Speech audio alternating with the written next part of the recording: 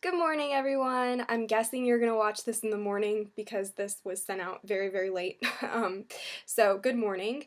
This is the Exam 4 review video. I guess I just want to start by giving you guys a brief overview of what this test is going to be like. It's going to be very similar to your last test because it's mostly conceptual questions. There's only one calculation, which is the LOD score. Speaking of the LOD score, if you noticed in your packet, we did not go very much in depth with that. And that is because we weren't aware that Dr. Hall was going to go as in depth with that as he did. That being said, we are going to send out some more practice problems in general later on today. So be on the lookout for those in your inbox. I want to say that we'll send them out around noon, so just be on the lookout for that. The reason why we didn't do practice problems is because we felt that the problems that Dr. Hall and Dr. Armstrong provided you guys during recitation and the ones that they posted online were sufficient enough for you guys to get a good grasp on what to expect for the exam. But we realized that you guys, there are some of you that really, really love extra practice, and we appreciate that. So we will be sending out some more problems. Just be on the lookout for that later. Let's see, what else for your exam? Yeah, like I said, just a lot of conceptual. It's going to be case scenarios for your short answer. I feel like if you get a good grasp of this packet, and whatever else notes that you took in class, you should really be fine. This won't be one of your harder tests compared to your older ones. This should be an easier test at the same level as the one that you took, exam 3, the last one. All right, so let's go ahead and get started. We're just going to skip over the first page and go along with this with me because, whatever, you guys know how this goes. Okay, so page 2, we're jumping straight into lecture 14. You got the double-strand DNA breaks.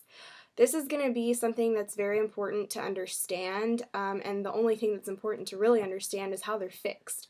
So there are actually 3 mechanisms that exist to repair these breaks, but you only talk about 2 in this course, and I highlighted those below. So you have non-homologous end joining and homologous recombination. I've gone ahead and broken each of these processes down into how the exact process occurs, as well as the errors, the things that can go wrong. And the reason why you need to get a good grasp on that is because a lot of those case scenario questions that you're going to be dealing with on the exam are going to be talking about errors that occur, or they're going to want to know what would happen if this subsequent step didn't occur.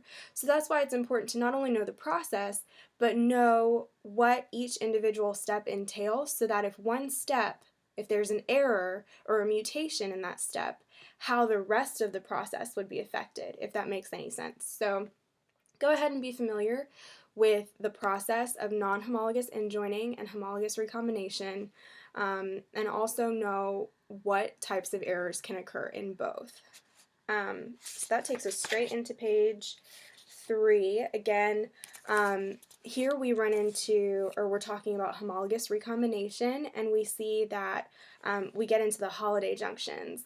These are actually not as complicated as they seem. I don't know if you guys find them complicated at all, but if you do, there are some tricks. So the holiday junctions are where the chromosomes intertwine, and then there are 2 types of cuts that can happen at these regions. You can have a north-south cut, and that's when the outside, just the untouched strands are cut. And then you have the east-west, and that is where the cuts occur right where that intertwining is occurring. And if we turn the page, I've got a really good little recombination outcome bullet point here that you should very much understand. So if you have both cuts, so if both of the cuts that occur are east-west cuts, or if both of the cuts are north-south cuts, then no recombination is going to occur. But if you have 2 cuts that one is an east-west cut and one is a north-south cut, that results in recombination. Please know that for the exam. That is an easy multiple choice question, true-false question that can be thrown out there, and he may even use that for more than one question. So who knows?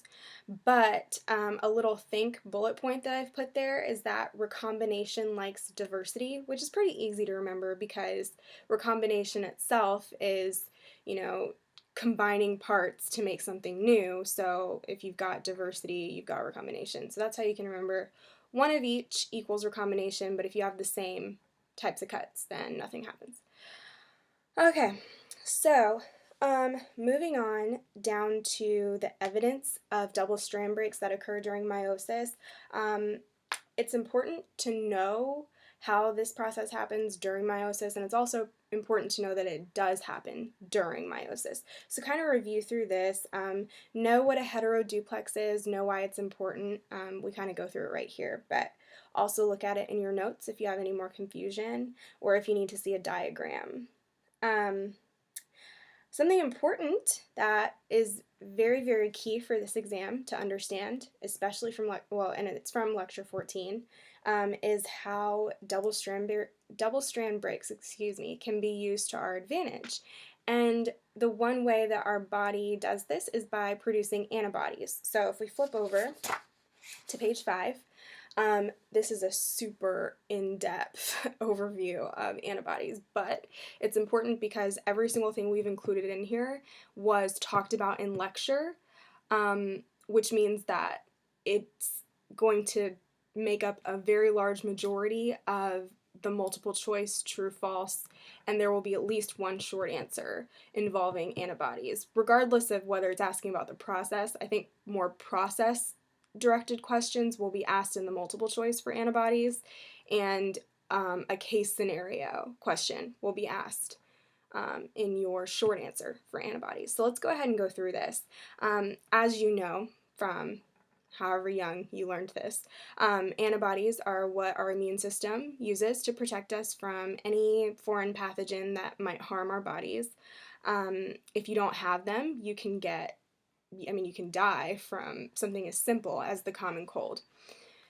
And you basically have no immune system without antibodies. So the cool thing is that our body produces tons and tons and tons and tons of antibodies, but they only fit to a specific antigen. So when one of these antibodies ends up fitting to this antigen, it's produced tons and tons and tons and tons more because the body's like, yes, this worked, we're going to make more because this is actually helping us fight something. And it talks about it here right under the second bullet point.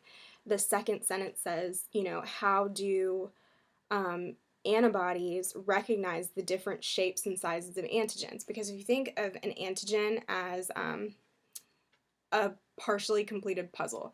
So, you're building this puzzle of the Statue of Liberty or something, and you only have one piece that's missing. Well, the antibody is that one piece, and you've already got this beautiful picture just missing, like the torch, I don't know. And so what'll happen is an antibody, that torch, will come and fit and make a perfect little immune system situation. And the body will say yes, just like I said earlier, and it'll make lots and lots and lots of more. It's just kind of like, I want to say it's a random system that your body just does, and it's like trial and error, not a random system. Trial and error is what I was going for. But at the same time, our bodies are a lot smarter than that, so it's not exactly trial and error, but at the same time, if it helps you to think of it like that, then it is. So our body's just producing millions and millions and millions of different shapes and sizes, antibodies, and if one sticks, great. Then we use it, then we make more. So trial and error, antibodies, good way to look at it. Okay, so know that exons, there are tons present in antibodies, and they form the clusters that causes them to look similar but not the same. That's very important to know, so I would highlight that bullet point. Somatic hypermutations, you should also know what that is. You definitely need to know that antibodies are produced by B cells, and that whole process is outlined below. You're using the NHEJ, which we just talked about, the non-homologous end joining for your double strand break repair. So definitely go ahead and go through that process, understand how it works, because that's going to be very important for the exam. It's not a very difficult process either once you kind of wrap your mind around it. But again, just understanding that antibodies and antigens to our body, it's all a trial and error process. They're seeing, what can we produce and what works. Those are like the two questions. So moving on to page 6. Here we're going into the different regions of DNA that antibodies utilize when they're being made. Something important to note is this first bullet point underneath the extended paragraph that says, each antibody produced by a specific B cell is different, which means you have many different types of antibodies for the same antigen. Super important, because that's what helps build your immune system, and it's so contradictory to what our body usually does. That kind of system in an individual cell would be so harmful. That's how cancers are caused. But in our immune system, it's highly beneficial because it helps us to build up greater immunity to diseases and such. Okay, then it goes into mutations and, how repairs help build up our immune system and things like that. So just kind of know, I'm not sure if he said that you need to know the rate. I don't think you really need to know the rate at all, but I would know, the different types of mistakes that can be made, and they're pretty intuitive, so you could probably guess and be right, but go ahead and read through that anyway. And the last bullet point before the open bullet point, it says, in severe combined immune deficiency, also known as SCID or SCID, NHEJ fails. I would know that for a true-false question just because he talked about it in class, and it's a very direct example of something that could potentially be a bad result from double-strand break repairs. Okay, moving on to illegitimate recombination, homologous recombination, and legitimate. It's not written in that bullet point, but we're going to talk about legitimate too. Know the differences between these three systems. So we just talked about homologous recombination, so that should be kind of fresh in your mind. But if you look at illegitimate, you've got foreign DNA integrating into a random DNA location, and this is common in plants and animals. But if we flip to homologous, we see that foreign DNA is integrating at a specific location, and it's common in fungi and bacteria. So we see that they're differing in what they're affecting, but they're also differing in the fact that one is very random, one is very specific. Now we move into legitimate recombination, which is kind of on its own a little bit because it has two important advantages. That you can have a gain of function or a loss of function, and that's called a knockout versus a knock-in. So just kind of go through and understand these. It's very simple. Like I said, a lot of the stuff for this exam is very, very basic, very intuitive. It's just knowing the terminology and knowing how it can be later applied. That's important. Another thing that's discussed is the knockout libraries, which are very important. These are when you create collections of strains in which each strain has a single mutation in a different gene. And these are often also known as cDNA libraries. They're very similar. They're not exactly the same. But you can use cDNA as well to make libraries very similar to this. But anyway, so you don't really need to know that. You just need to know what a knockout library is, because that's a very fair multiple choice question.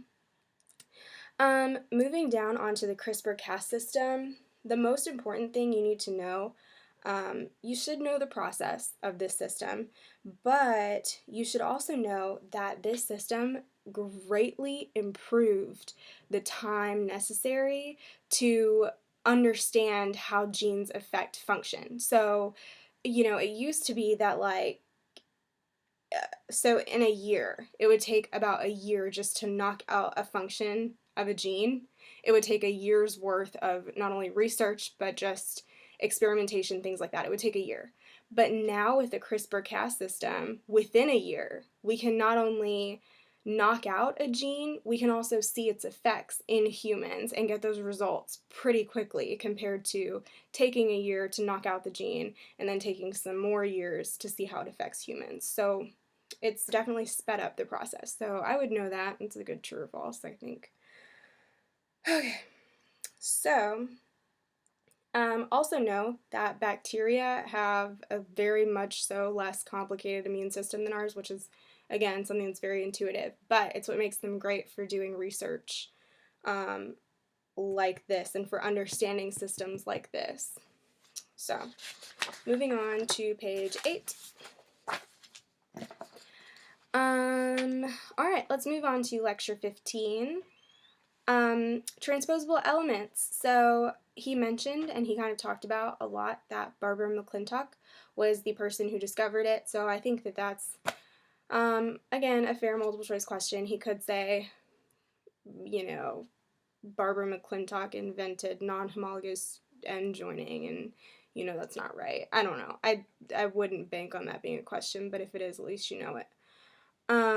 So basically, genes jump from one section of the genome to another, which is pretty crazy to think about, especially thinking about the process of how it does it. But those are called transposable elements. We call them transposons, jumping genes, any type of nickname. Most common name, most accurate name, rather than jumping gene, is transposon. It can be beneficial, but it also results in pretty unstable phenotypes because if these genes are jumping from one place to the other, you're going to have varied expression within different parts of the genome, and if that gene is coding for something quite important, especially phenotypically related, it's going to be a little strange when it's doing its jumpity jumps and you've got genes that aren't being constantly expressed. And we'll talk about some of those disorders a little bit later. So transposable elements are often inactive. I would definitely know that, and I would know why. And again, next to that bullet point, it tells you why. They're often inactive, and about 50% of the human genome is composed of mostly dead Ts. I would know that. That's a fair question. And again, those are just like specific things that I think are like little facts and side notes that are beneficial to know only because of true-false questions, but I would know everything under this transposable element bullet point for your actual, like, the meat, the conceptual stuff that you really need to know. Those little facts are just facts that could be true or false questions, but the meat of what you need to know is in that bullet point right there. Okay, let's move on to page 9. Yeah, these are just the different types of repeats. You guys can read through those. You definitely need to know them. Know these 3 types of transposons: simple, composite, and retro. We're going to get into retroviruses pretty shortly, actually, and they are related to retrotransposons. So it's a good correlation to be able to make while you're studying. You could even write a little side note next to it, just so that as you're going through it, you can kind of keep that in mind and maybe make some connections of your own. Transposition is the mechanism by which transposable elements move from one part of the genome to the other. There are different types. There are many different types. You should know all of these. A big thing about lecture 15 is there are concepts and then the little individual categories within those concepts, and you need to know all of that. And I know that can be kind of daunting, but I suggest making flashcards if you're a flashcard person. If not, I would make, I don't really know what to call them, like a category diagram where you just like, I wish I drew it out to help you guys. I mean, no, it's fine. I'm just going to tell you. So you just, have a box in the middle with the category, and then you just have like the little lines coming out of it with each subcategory, and then you just fill those in. But do what works best for you.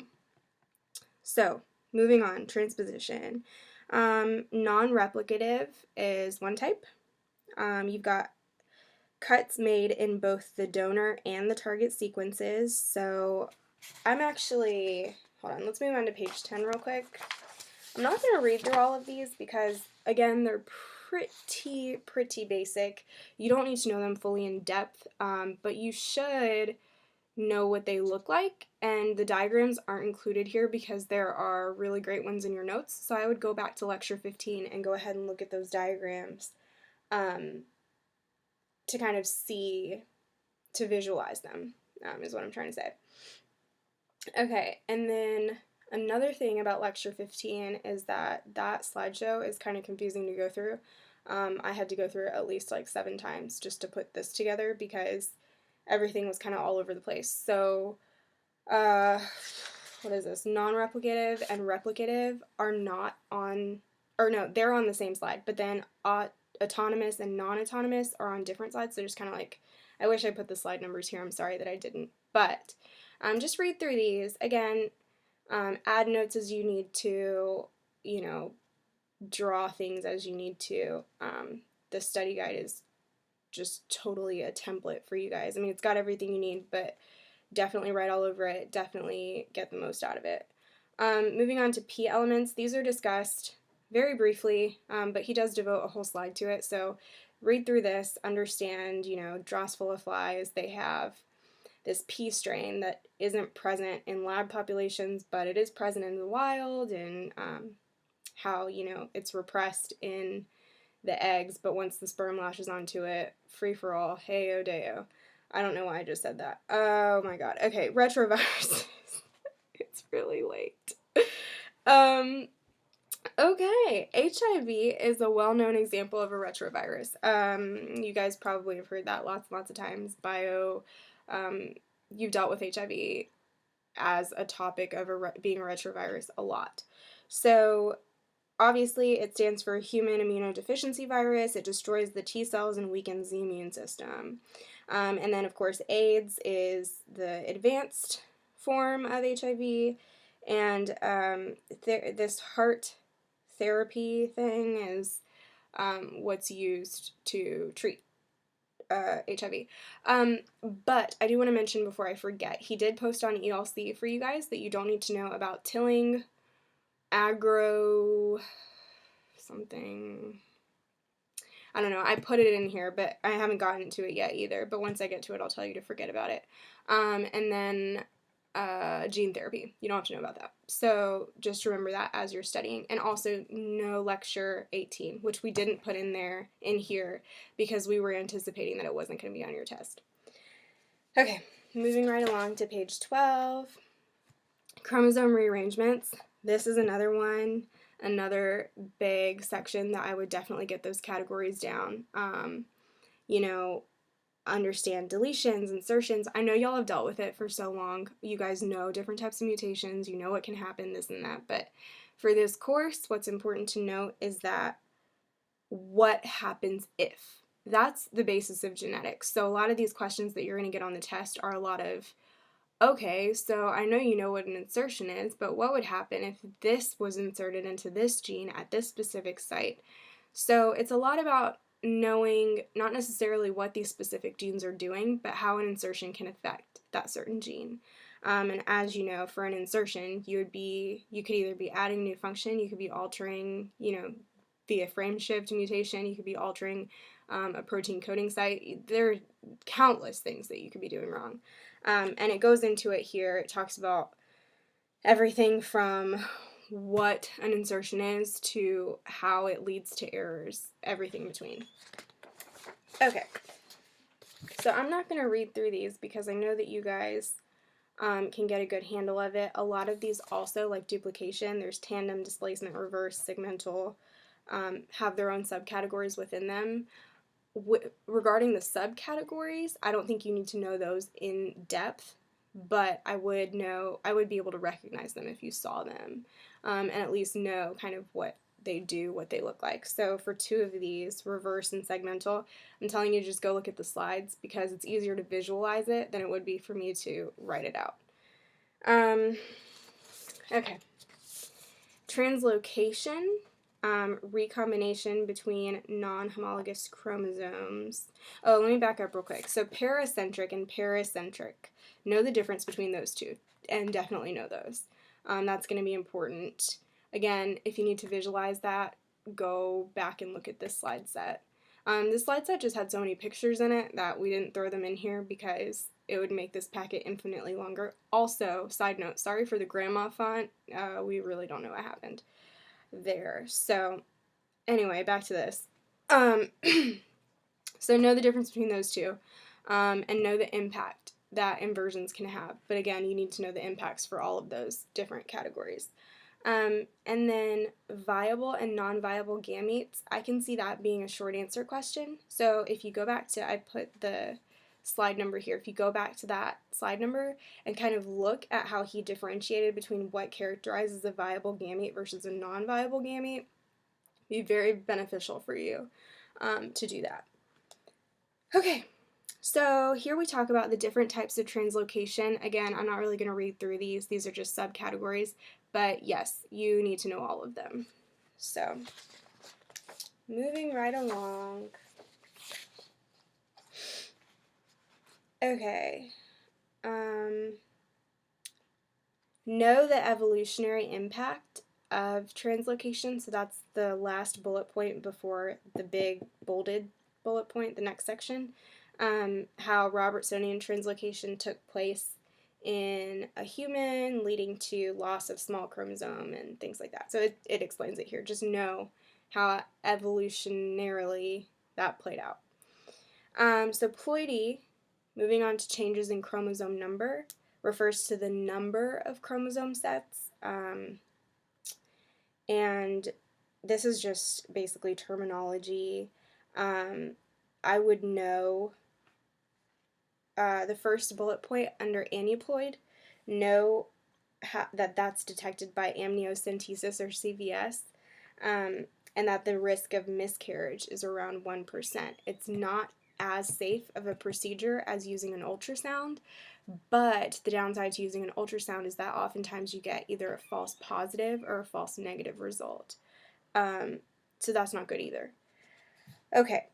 And then also, you're going to want to take a look at, let's see, nullosomy, monosomy, trisomy, tetrasomy. You're going to want to know what characterizes those different mutations in chromosomes. And I don't know, you don't necessarily need to know the equations. I mean, you can kind of figure those out for yourself.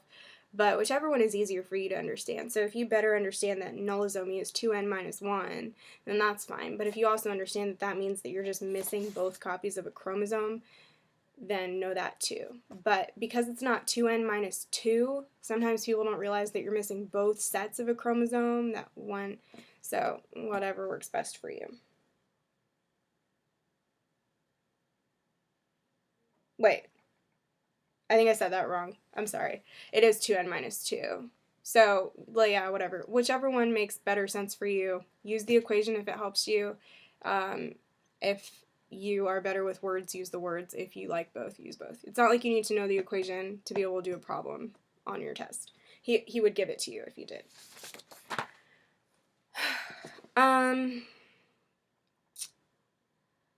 Moving on to polyploidy, you're going to need to know those 4 subcategories under that, which I'm sure you already know that you have to know that.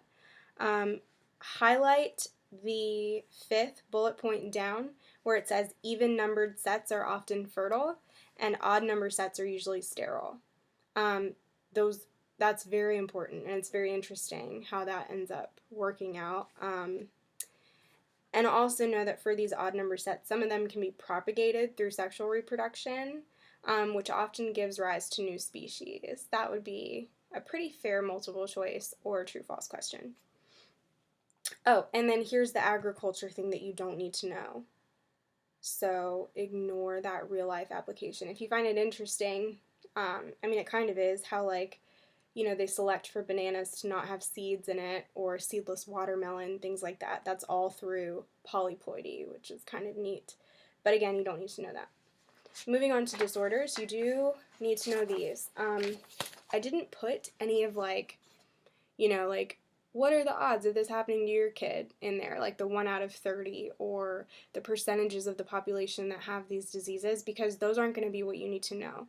What you need to know is the region of the chromosome that's affected in some of these diseases, and you don't necessarily need to know the characteristics, like what they look like when they have this disease, but you should know how these diseases occur mechanically, so genetically, not the physical phenotypic things or the, chances, ratings, that kind of, you don't even know that. You just need to know at length what's affected in these diseases. And again, the chances of him like asking you to regurgitate like specific facts about a disease are slim to none.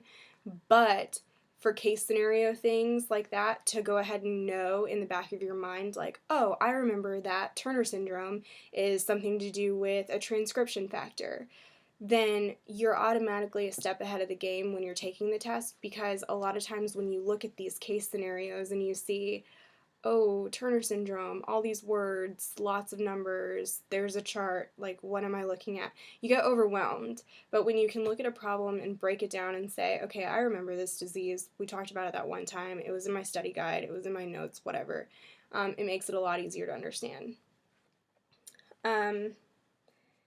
Non-disjunction, definitely understand how this process works, know that it occurs in meiosis and mitosis, and know during which stages of meiosis and mitosis this occurs, and know what it can result in.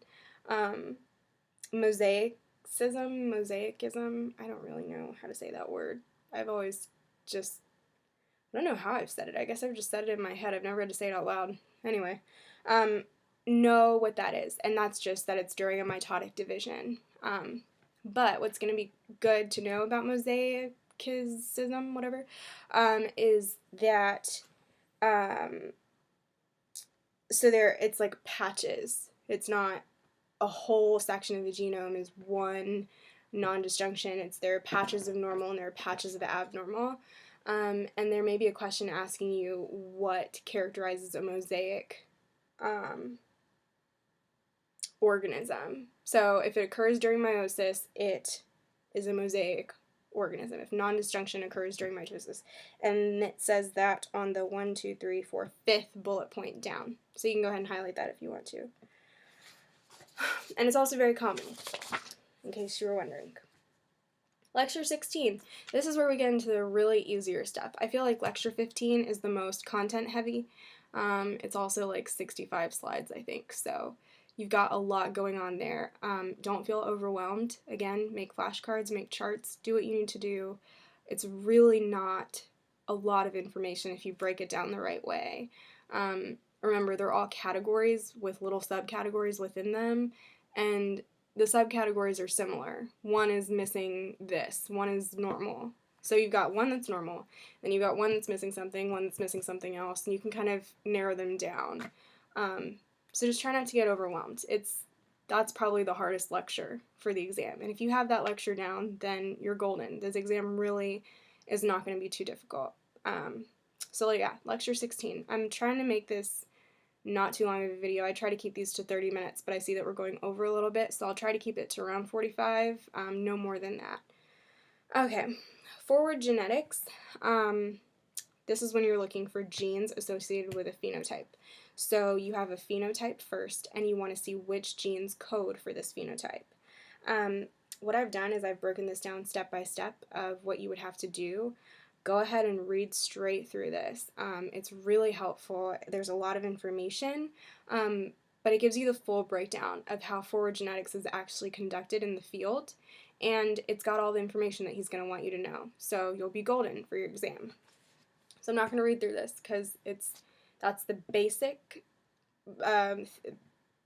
concept of forward genetics, is that you've got a phenotype, you want to see the genes that code for it or create it. And that's all explained down here. Alright, so genetic screens, selective screens. He talked about an inebriameter, about those poor flies who were getting intoxicated and they flew down through that meter system that they had created. That's just a silly example. I don't think you really need to know that, but you do really need to know genetic screens and selective screens. And balancer chromosomes. That's the third bullet point under genetic screens. Highlight the words balancer chromosomes and go ahead and read through that after this video to refresh your mind on what those are, because that's a very important concept as to why we're even able to do these genetic screens and to identify genes through forward genetics, because it is very, very hard, not only in flies, but in many other organisms, to generate a perfect progeny or F1 generation that has all the mutations that we want. So, interesting stuff, I guess. Restriction, fragment length, polymorphism, I'm on page 19. Know why that method is used, and how the differences are detected. All that information is there. So basically just know that little portion of information. And then this isolating genes portion, it basically just breaks down the different ways that genes are isolated, which is basically what we're trying to do when we're trying to figure out a phenotype. A lot of times is to figure out the gene, right? So we have to isolate genes in order to see one on its own and see what its function is. And these are just different terminology as well as different ways that we do that. And it states the problem in the beginning. So, to give your brain a refresher.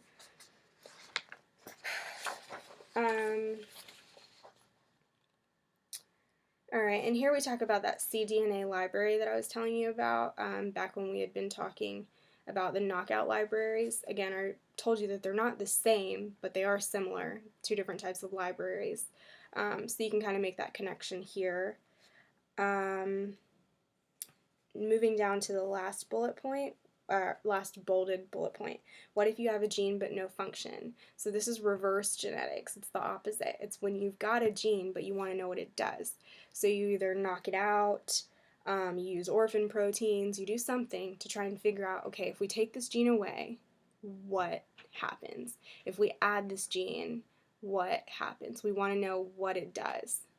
So that's reverse genetics. Okay, and then when we want to figure out if a gene is expressed when or where, those are the processes that we use at the top of page 21. So that's another good thing to know. Alright, finally, lecture 17. We made it. This one is, again, another pretty basic section. He basically is talking mostly about forward genetics in this lecture. So we already talked about, kind of what it was. You identify that phenotype, and then you determine if it has a genetic basis. But he kind of breaks it down to how we do it today. And so that's basically what the rest of this is. You do need to know all of this information. I would say all of lecture 17 is very important. It's only 18 slides. It's not a very big lecture, but it does have a lot of material in it. Not a lot of material, just a lot of very important material. He gets, pretty much to the point on every single slide. So you do need to know everything in here for 17. But it's only 3 pages, so you've got it. Okay. Let's see what we need to look at next. Okay, mapping Mendelian traits. The important part about this section is to understand how mapping helps us. So basically, it's the second bullet, how mapping gets you close to your gene of interest depending on the number of progeny that you score. So I would read through this little section and really understand it, because mapping is very, very important when it comes to reverse and forward genetics, even though we're only talking about forward here. And then the LOD scores, bringing us to the last part. Again, like I told you guys, I really didn't go too much in depth on these because I didn't realize that he was going to. So I apologize for that, and we will send out some more problems for you later on today to kind of give you a good grasp on it, and maybe even some more information regarding what those are and how to solve problems involving LOD score. Alright, let me see if there's anything else. No, it really doesn't look like it. I hope you found this video helpful. Sorry that we couldn't get it to you sooner, but hopefully this uploads very smoothly, not like last time, and that's why I'm going to send it to you at 2 in the morning so that you can wake up to it, and if anything goes wrong, I can stay up. I have what time do you guys wake up? Like 10? Maybe like 8 extra hours to figure it out. So, oh, anyway. All right. Well, good luck on Thursday. Again, expect those problems in your inbox, in around noon. And if you have any questions, feel free to, don't comment on this video because I won't see it probably, but send me an email, or don't shoot me a text, send me an email. I was gonna say send me a text, but then you guys sometimes send me a lot of texts at once and it gets overwhelming. So, okay, I'm gonna stop now. It's 40 minutes. We did it. You guys rock. You're gonna do great. Best of luck.